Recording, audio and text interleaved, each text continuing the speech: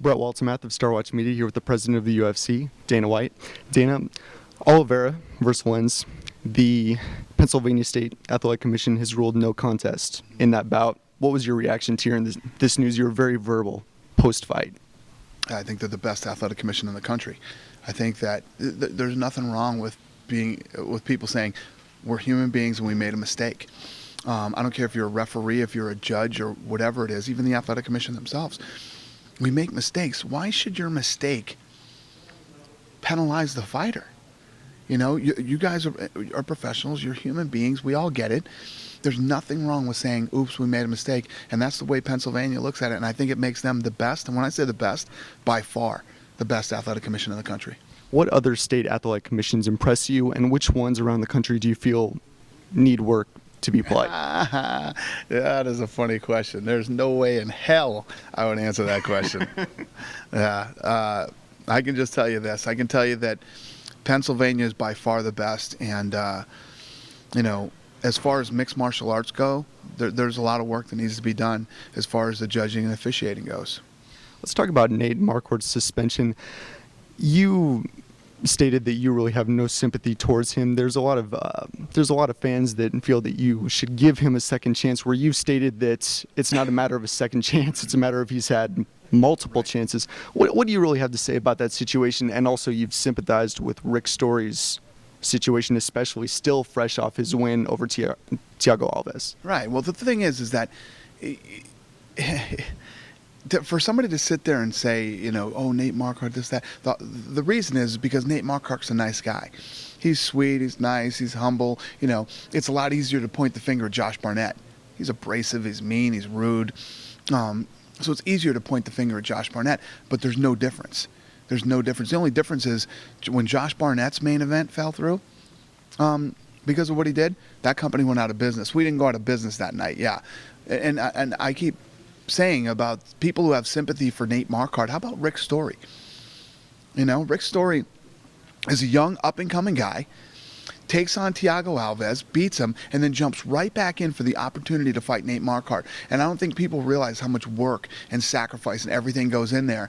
And, you know, he comes in, and the day of the fight, the day of the weigh-ins, he finds out he's not fighting Marquardt. He's gonna fight Charlie instead. He's gonna now he's got to go in and reshoot all his interviews and do all this other stuff, you know. And his training for the fight as well is completely different. And for a fighter, that's mentally, it's just, you know, if you're gonna feel sorry for anybody, feel sorry for Rick Story, not Nate Marquardt. There's nothing to feel sorry for Nate Marquardt about. And really, is there any way to avoid situations like that where Rick Story comes in for the weigh-in, his mind set on his fight against his opponent, and then a situation like this happens where there's a quick replacement, all his preparation for the fight against his opponent pretty much is washed, goes out the window, because now within a few hours' time, he has to set his mind on a different opponent with probably a varied style? You know what it does? As far as a fighter goes and a professional athlete, it's an experience factor for him.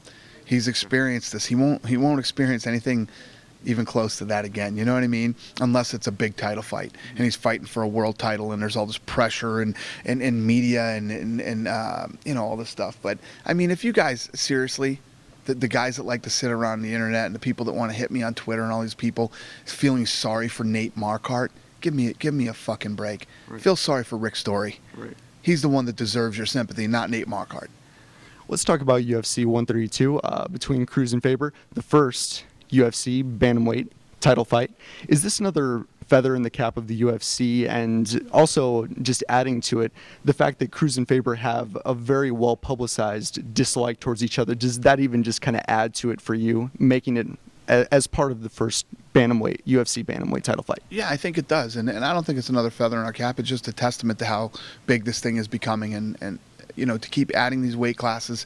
And these guys have paid their dues. They're both incredible fighters, and this should be a fun one. Two quick questions. I'd like to talk about Tito. Tito said earlier against his fight against Bader that he has nothing to lose in this fight. Do you agree with that comment? And also, I'd like to talk about your trip to Brazil. You've got the upcoming UFC fight in Brazil coming up. How is that trip? And How is it being publicized for the fight? How are things going with that? I would beg to differ. I think Tito has everything to lose in this fight. To make a statement like that would be very Tito. He's got everything to lose in this fight. His job, his career, his livelihood. I mean, and I know Tito knows that. He talks and says stuff that doesn't make sense a lot, and I know he doesn't really think that. And then about your recent trip to Brazil, how did that go? It was fun. We went down there and had the press conference, and press conference went off great. The fighters were awesome, and over 200 members of the media showed up down in Brazil. It was very successful. Then we put tickets on sale, and the thing sold out in minutes. So it was a very good trip to Brazil. Dana, thank you for your patience. I really appreciate the time. Pleasure. Thank you so much. All right, bro.